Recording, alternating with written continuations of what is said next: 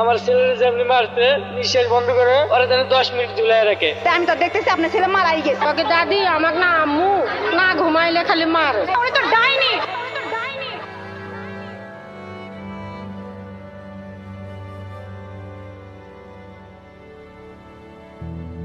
5 ফেব্রুয়ারি 2023 বেলা 11:40 দেখা যায় ঢাকার পশ্চিম ধানমন্ডির 32/1 নম্বর বাসার ভাড়াটিয়া রেশমা খাতুন তার একমাত্র ছেলে সায়েমকে নিয়ে এসে বাসায় ঢুকছে। সায়েমের হাতে তখন একটা চিপসের প্যাকেট ছিল।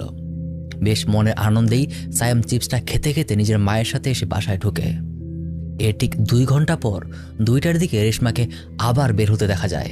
বের হয়েই রেশমা ঠিক তার পাশের বাসার প্রতিবেশী নার্গিস আক্তারের কাছে যায়।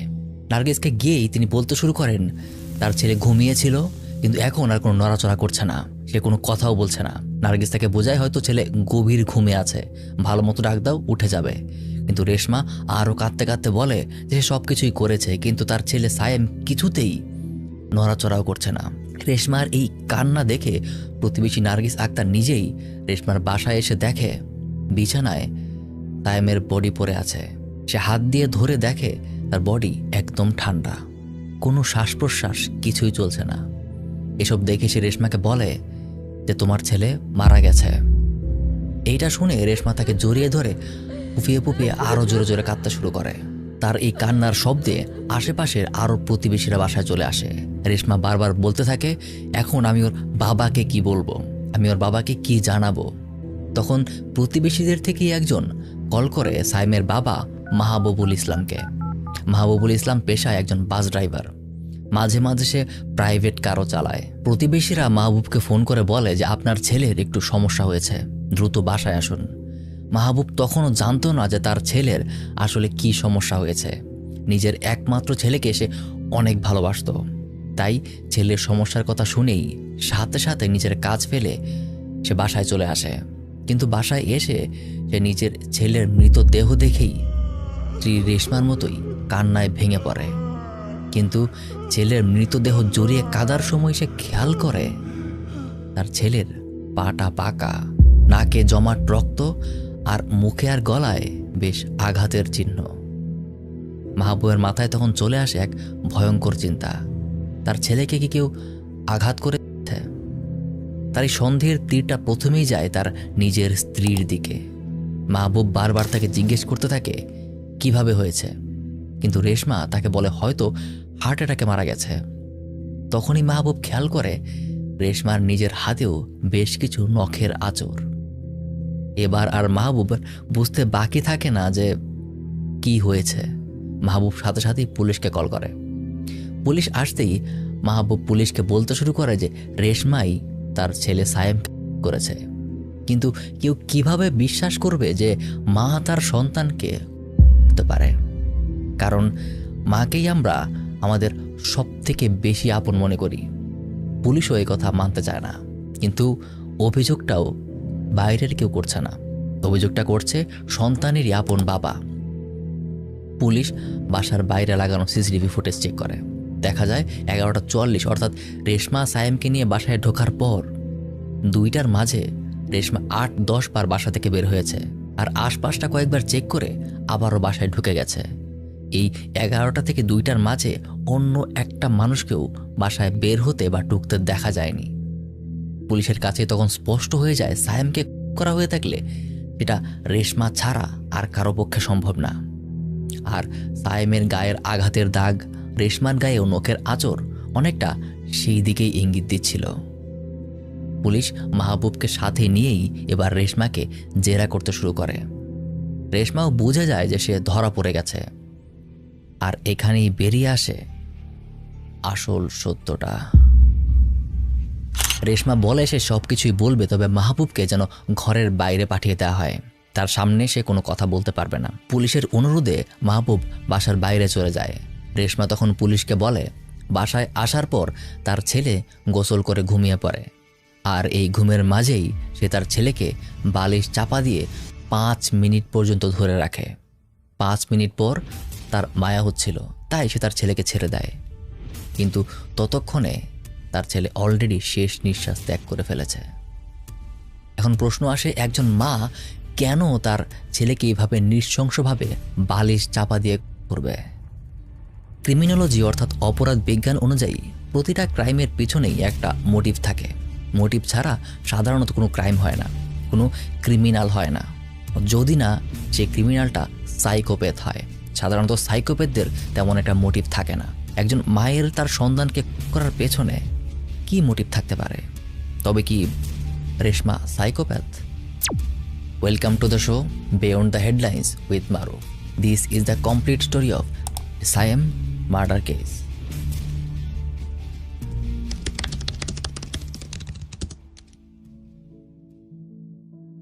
সময়টা তখন 2014 বা 15 সালের মাঝামাঝি।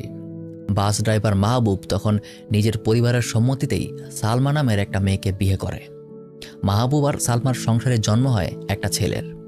মাহবুব আর সালমা নিজেদের এক ছেলেকে নিয়ে খুব সুখেই দিন কাটাচ্ছিল। স্বামী স্ত্রীর মাঝে কখনোই কোনো সমস্যা ছিল না। They were living a perfect life like a happily married couple. But সেই সুখের দিন খুব বেশি দিন টিকেনি।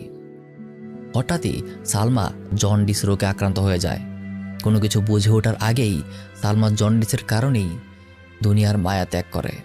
নিজের একমাত্র ছোট্ট ছেলেকে নিয়ে মাহবুব তখন একদমই অসহায় হয়ে পড়ে। পেশা যেহেতু ড্রাইভার, তাই সারাদিন তাকে বেশিরভাগ সময় বাইরেই থাকতে হয়। সে সারাদিন বাইরেই থাকে, আর এই সারাটা দিন একা ছেলেটাকে দেখে রাখার মতো তার কাছে কোনো মানুষ নেই। কি করবে বুঝতে না পেরে মাহবুব তার ছেলেকে দিয়ে আসে তার আপন বোনের কাছে। কিন্তু ছেলে কিছুতেই বাবাকে ছাড়া থাকতে পারে না। ফুফুর কাছে সে সারাদিন কাঁদে। সে তার বাবার কাছে যেতে চায়। কয়েক মাসের মধ্যেই আবার ছেলেকে নিজের কাছেই ফিরিয়ে নিয়ে যেতে হয়। কিন্তু নিজের কাছেও তো রাখা যায় না, কারণ তার কাজের কারণেই সারাদিন তাকে বাইরে থাকতে হয়। এই সারাদিন তার ছেলেকে দেখে রাখবে কে? মাহবুব সিদ্ধান্ত নেয় আরেকটা বিয়ে করার। সে বিয়ে করে সালমারই আপন খালাতো বোন রেশমাকে। কিন্তু যখন বিয়ে করে তখন রেশমার অলরেডি একটা সন্তান ছিল, অর্থাৎ সে ছিল আগে থেকেই বিবাহিত। কিন্তু কোনো এক কারণে তার স্বামীর সাথে তার ডিভোর্স হয়ে যায়, আর তার নিজের সন্তান তার সাথেই থাকে।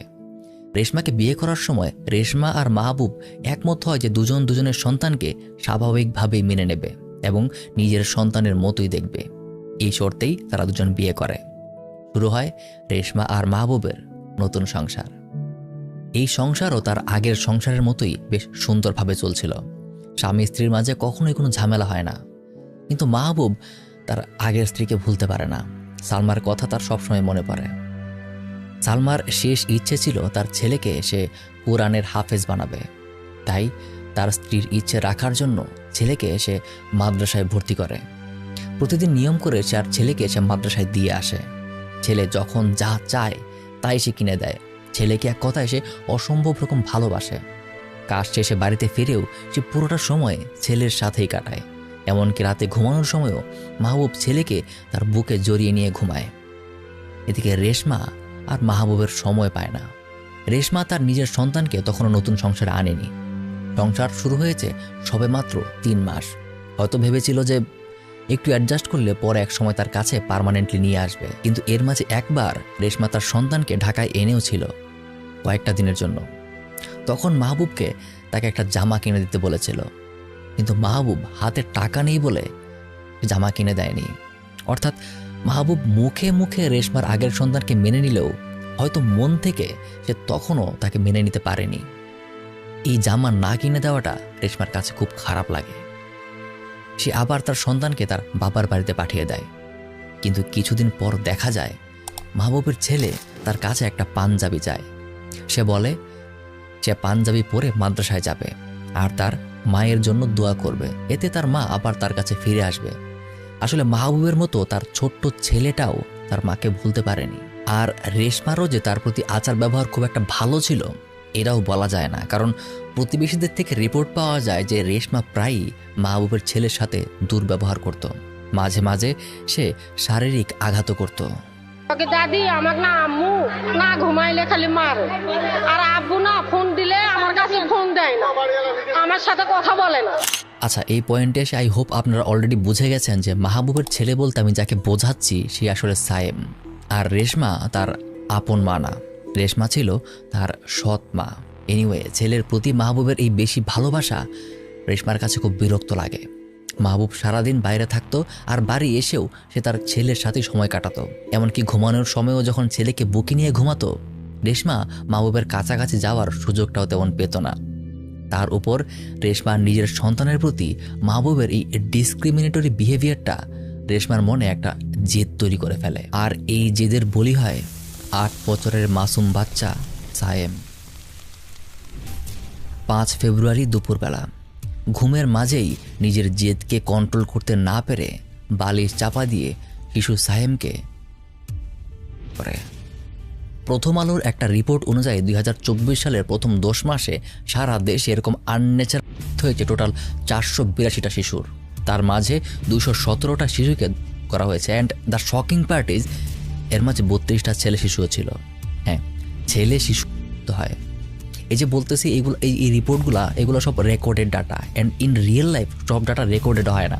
তার মানে the actual number might be 3 times higher than this.